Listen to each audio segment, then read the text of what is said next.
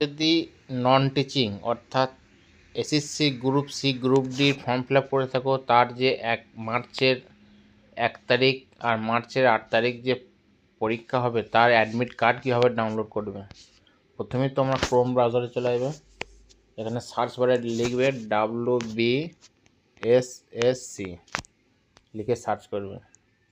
তারপর প্রথমেই যে কলমটা দেখতে পাচ্ছ এটাতে টাচ করবে, তারপর নিচের দিকে স্ক্রল করবে, সবার নিচে চলে আসবে। সবার নিচে চলে আসার পর এখানে দেখতে হবে তোমরা লগ ইন, এই লগ ইনে টাচ করবে, তারপর ওকে করবে।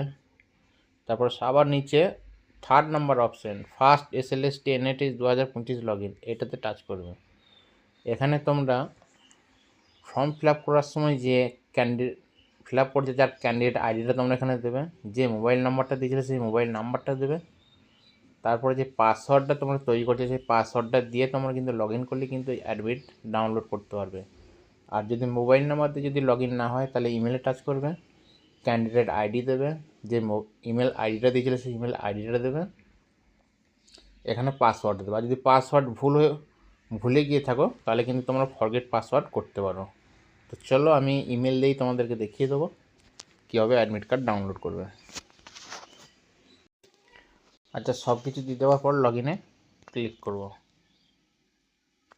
তারপর দেখো এখানে কিন্তু সব কিছু আমার ডিটেলস খুলে যাবে, সবার নিচের দিকে চলে আসবে। যে ফর্মটা ফিল আপ করছে তার কমপ্লিট, এখানে তার নিচে দেখতে হবে অ্যাডমিট কার্ড, এই অ্যাডমিট কার্ডে টাচ করবে।